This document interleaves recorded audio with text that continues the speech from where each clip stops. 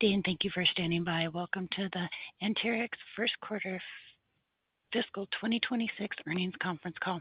At this time, all participants are in a listen-only mode. After the speaker's presentation, there will be a question-and-answer session. To ask a question during this session, you will need to press star 11 on your telephone. You will then hear an automated message advising you your hand is raised. To withdraw your question, please press star 11 again. Please be advised that today's conference is being recorded. I would now like to hand the conference over to your first speaker, Natasha Vecchiarelli. Ma'am, please go ahead. Thank you, operator, and good morning, everyone. I'm Natasha Vecchiarelli, Vice President of Investor Relations and Corporate Communications. Welcome to our fiscal 2026 first quarter investor update call. Joining me today are Scott Lang, our President and CEO, Tim Gray, CFO, Chris Guttman-McCabe, Chief Regulatory and Communications Officer, and Ryan Gerbrandt, COO. Before we begin, please note that today's discussion may include forward-looking statements regarding our outlook, operations, and expected performance. These are based on current assumptions and subject to risks and uncertainties. We encourage you to review our SEC filings, including Forms 10-K and 10-Q, for a detailed discussion of these risks. These are available on our website.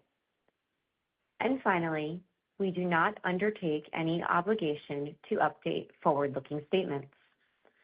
With that, I'll turn the call over to Scott. Good morning, everyone. While it has only been a few weeks since our last call, I am pleased to have the opportunity to share the continued momentum we are building here at Anterix and to reaffirm our conviction in our long-term value and leading market position for private LTE. Today, I'd like to focus on three key elements we believe uniquely position us to scale effectively and deliver lasting value to the market and to our shareholders. 1, the continued progress of our accelerator program. 2, our financial strength and disciplined operations. 3, the growing utility validation of 900 megahertz private broadband.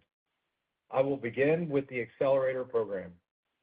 As a reminder, we launched the accelerator program offering $250 million in matching spectrum value to help utilities move faster towards the adoption of 900 megahertz private LTE. The response has validated our objective of the program to test demand for LTE technology and action correlated to price. The program is oversubscribed, with engagements exceeding $500 million in potential contract value and surpassing the scope of the initial $250 million of matching funds, signaling solid, actionable market interest. It is also worth noting that more than 15 utilities engaged in the initial launch represented over $2 billion in potential contract value. Beyond the utilities participating in the launch that have moved into negotiations, every utility involved has recognized the benefits of the technology and continue to prioritize these investments within their strategic planning. These are not speculative discussions, and we are encouraged by both the pace and the quality of these engagements. Second, we are operating Anterix from a position of strong financial strength, supported by disciplined operational execution. As you will hear from Tim, our balance sheet remains solid, with meaningful, committed cash inflows to provide us with future cash flow visibility that few in our space can match. And I'd also like to point out that since stepping into the CEO role, we have driven a 20% reduction in operating expenses while sharpening our focus on execution, efficiency, and measurable results. This discipline gives us both capital flexibility and fosters an innovation mindset, two key advantages as we continue to lead the private LTE market forward.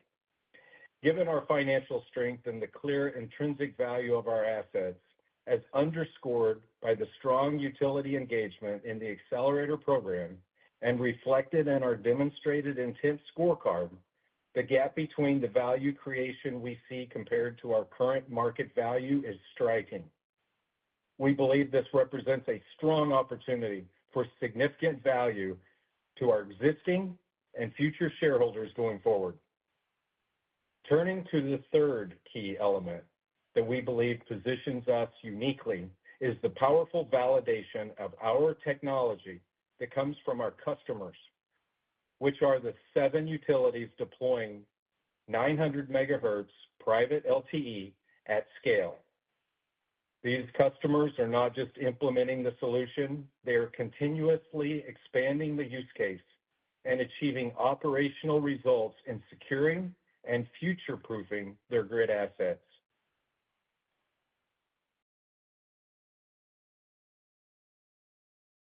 Collectively, these 7 utilities represent the 5th largest wireless network footprint in the United States. That scale alone is a powerful endorsement. But what is even more compelling is how they are leveraging the network. Thousands of devices are already securely connected, with capabilities unlocked thanks to the power of 900 megahertz private LTE. Our customers are experiencing tangible improvements in performance and operations, supporting a wide range of use cases ranging from distribution automation and gas operations to wildfire mitigation, mobility, and field services. And as we discussed on our last call, we're not stopping at 6 megahertz of spectrum offering. We're pushing towards 10 megahertz, continuing to evolve and expand our offering to meet and anticipate utilities' needs, supporting virtually any use case well into the future. Our momentum towards a 10 megahertz future is accelerating, and there continues to be ongoing, meaningful engagement with the FCC as reflected in the public record. Even with today's usage, actual network utilization is only a fraction of the total available capacity. Long-term simulations projecting 10 years out confirm significant headroom, validating the network's ability to scale while delivering unmatched performance, reliability, and value. This level of validation speaks not only to the strength of our solution today, but also to its long-term staying power. Utilities are methodical and risk-averse. They require certainty that investments made today will not become stranded assets of tomorrow. That is exactly what we provide: a future-proof technology roadmap and a value proposition that extends across decades. And with this momentum, our ecosystem and our device partners are responding with their own innovations that will ensure they stay relevant to this future ahead. Our team is executing with discipline, delivering steady, meaningful progress across our strategic initiatives, and staying laser-focused on its core drivers that position us for scalable, durable growth as utilities undergoing a once-in-a-generation digital transformation. With that, I will turn it over to Tim for the financial review and will return with closing remarks. Thanks, Scott, and good morning, everyone. From a financial perspective, we remain in a well-capitalized position to continue executing on our strategy. We ended Q1 of our current fiscal year debt-free and with a healthy cash position of approximately $41 million. During the quarter, we received roughly $10 million from signed contracts and have approximately $140 million in contracted proceeds outstanding, with roughly $70 million to be received over the remainder of fiscal 2026, with the vast majority coming in our fiscal fourth quarter. We will also continue to opportunistically return capital to shareholders as we sign customers in the most tax-efficient ways possible to benefit all shareholders which could include dividends classified as return of capital, Dutch auctions, and share buybacks. Turning to our income statement, during the quarter, we recorded a $35 million total gain, comprised of $34 million from the exchange of narrowband for broadband licenses in 62 counties, and approximately a $1 million gain on the sale of broadband licenses tied to the delivery of licenses in 27 counties to respective customers. On the operational side, we have implemented targeted changes to optimize our cost structure, streamline operations, and focus resources where they matter most, monetizing our spectrum assets. As a reminder, we've removed approximately 20% of our cost base over the last year and will continue to look at ways to refine and lower our OpEx. These changes not only enhance our efficiency and long-term cash flow, but they also preserve our ability to serve customers and pursue growth opportunities. It's also important to note that we recently hit a significant milestone on the spectrum clearing front. We've now cleared over 80% of incumbents within our spectrum band, and even more importantly, we delivered licenses, have licenses, or are able to apply for broadband licenses in approximately 90% of all the counties in the United States. Our clearing team is engaged with all of the remaining incumbents, including complex systems, to continue to clear and deliver spectrum to our customers as they need it to meet regulatory and operational build-out commitments. Looking ahead, we remain confident in our capital-light model, where customer-funded deployments allow us to scale without significant CapEx, and in our ability to continue executing with financial discipline. With that, I will turn it back to Scott. Thanks, Tim. We've just shared several of the key reasons we feel confident in where we are and where we are headed. With solid fundamentals, measurable progress in our continued growth, and proof points that are delivering operational results in the field today, our conviction in Anterix's long-term value has never been stronger. We're in this for the long haul, and that commitment is paying off. We're not stopping at 6 megahertz or at spectrum alone. We're bringing holistic teams, proven partners, and a mature ecosystem to the table. Our utility partners working with us today see a clear path to 10 megahertz that extends for decades at a price and value that aligns with the capital priorities utility executives are currently focused on. This is the right technology at the right time, at the right value, and is only getting better. On behalf of our leadership team, our partners, and our employees, thank you for your continued support. We will now open the line for questions.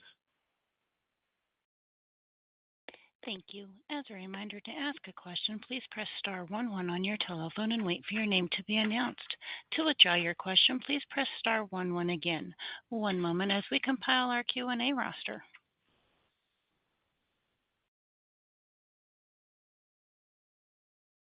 Our first question is going to come from the line of Mike Crawford with B. Riley Securities. Your line is open. Please go ahead. Thank you. Oh, Mike. Good morning.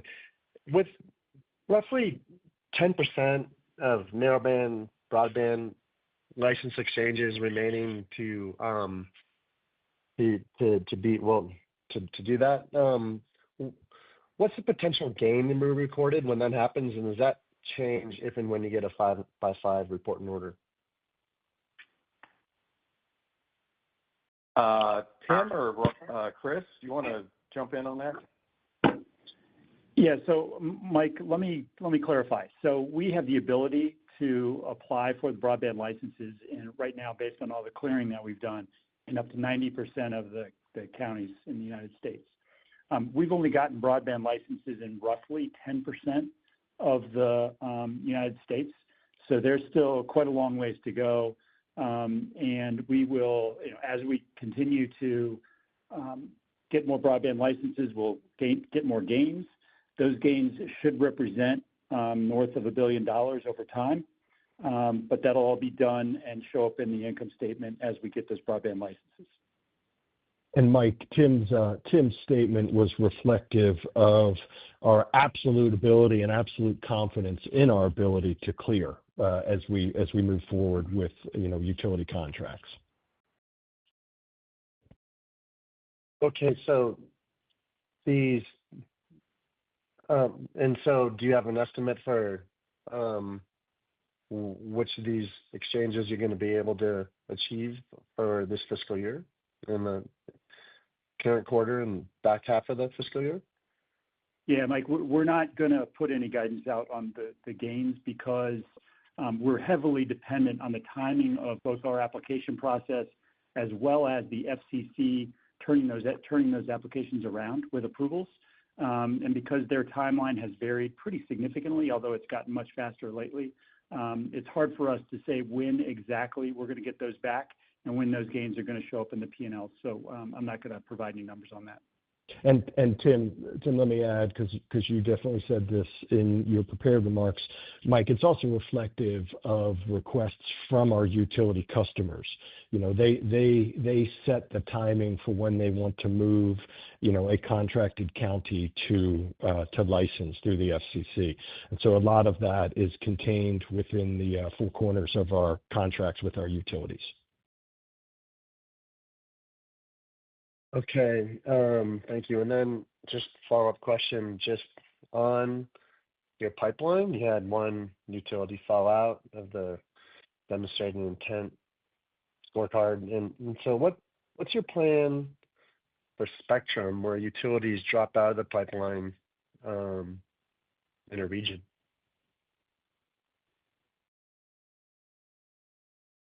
Want me to tackle that one, Scott? Yeah, Ryan, I think that would be a great one for you. Thank you.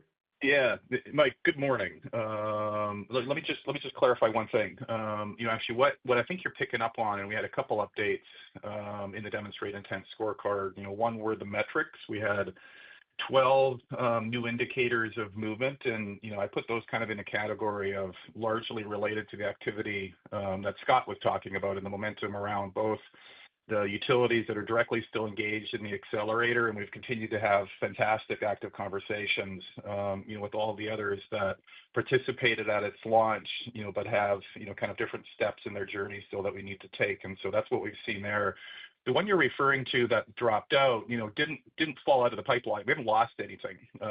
What we've committed to in the demonstrated intent scorecard is to maintain, a transparent reflection of just what we're seeing at a point in time. And this one I'll use because it's an interesting example. One of the metrics that we've been tracking, has been specifically around, we always seek after a sponsor, an executive in charge at a utility that has the capability and relationships to help us shepherd our way through those conversations. And we see it from time to time, folks come and go, kind of taking on new positions in different utilities. And that was the nature of this. You actually feel still very good about the opportunity, obviously.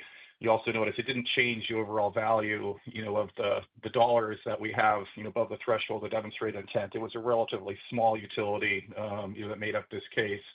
But it's more reflective of just that status. And so we will now pursue, building relationships with the replacement and continue to push on like we do with all the utilities.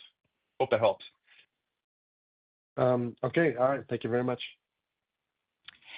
Thank you. Thanks, And as a reminder, if you would like to ask a question, please press star 11. One moment as we follow our next question. Our next question is going to come from the line of George Sutton with Craig-Hallum. Your line is open. Please go ahead. Thank you. Scott, I wonder if you could just address the dichotomy of, on one hand, an oversubscribed accelerator program and increasing enthusiasm from your 7 customers, and obviously a stock price that in no way, shape, or form reflects that. So what should the market appreciate that perhaps they don't? Obviously, we're all waiting on signed deals. In absence of that, what would you be telling people? Well, hello, George. Good to hear from you. I would say that the lack of announcements doesn't mean the lack of progress. I've been selling to utility industry technologies and mostly networking for a couple of decades or more. And utilities are geared to be very methodical and get their business case right. And there's a number of priorities that the utilities have of capital deployment. And we think that the progress they're making and the speed at which they're going in a program that was launched not that long ago, and the timing that we see day to day and the engagement of, these are massive contracts. And while we are the first building block and the foundational building block of network first, there's other aspects that bring our ecosystem into play to working on those solutions as they get stood up. Our 7 customers have been through that journey and are engaged in the next set of customers that are going to be participating in that journey. And so while I think there's some expectation that these happen in one quarter, these kind of contracts that are hundreds of millions of dollars of capital investment don't happen in one quarter, but they do happen, and they will happen, and it's just a matter of timing of when, not if, and we couldn't be more pleased. I personally couldn't be more pleased of the size and the scale and the engagement in the opportunities. And so, and the contracts that we're negotiating and the term sheets we're negotiating, the conversations that we're having.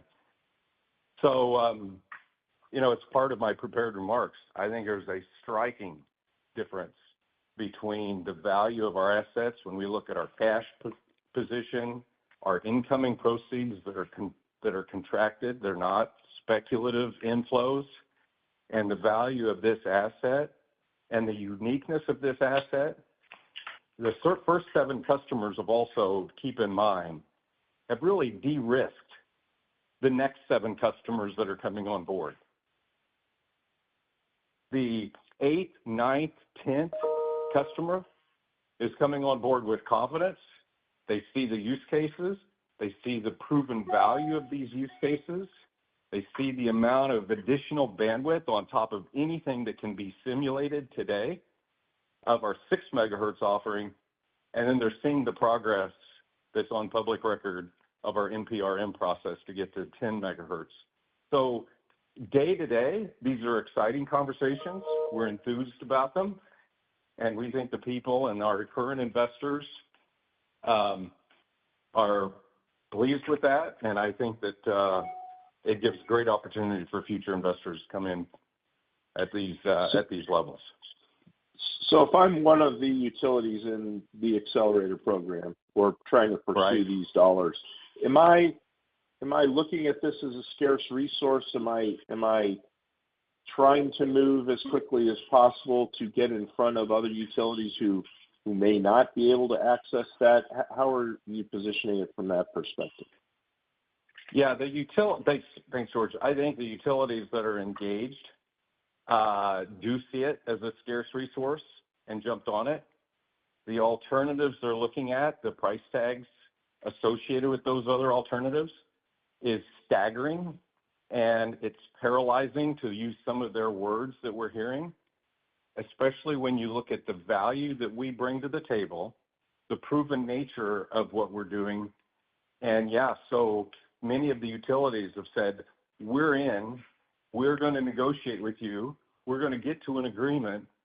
And so, we've held them and made sure we've allocated the appropriate funds to do that. And I'll just say, we've got plenty of dry powder left.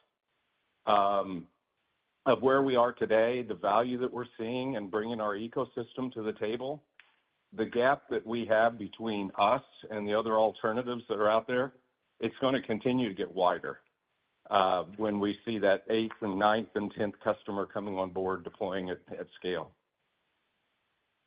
Last question for me. We are in, quote unquote, a strategic alternatives process. Can you just give us a sense, is that an active process? Is that on a back burner kind of modality at this point, given we're so far away from even the defined value of the spectrum? Just curious if you can get an update. I would say, thank you for that. It's active, but it is fairly passive as far as I'm concerned right now, and the board is concerned, because at the levels of where we are at, we see way too much upside in this company to be in serious negotiations. But it's still active. There's a lot of companies that see not only the value that Anterix bring, but another thing that people that really are getting close to this and understanding the company, for every dollar spent on Anterix to build the platform foundation, there's another $4 to $5 that gets unlocked of other ecosystem partners and solutions that come to the table with the good device manufacturers and other technologies. So the overall ecosystem that's moving along behind the foundation that Anterix is putting in place is massive. And so that is where we see the strategic value of our solution coming into play. And the discussions that we're having are the people who really see that unlocked value that has come to the table and trying to figure out how to way to participate in our journey here. Gotcha. Okay, that's it for me. Thank you. Thanks, George. Thank you. And I would now like to hand the conference back to Scott Lang for any further remarks. I would like to thank everyone for participating today. We're very excited here at Anterix for what we're doing. The team's excited. Our board is very pleased with the results, and we look forward to talking with you at the next earnings call and hopefully continue to show all the good progress that we are making as we close out this calendar year and go into the full fiscal year. Thanks, everyone, for joining. Appreciate your time. We'll talk soon. This concludes today's conference call. Thank you for participating. You may now disconnect.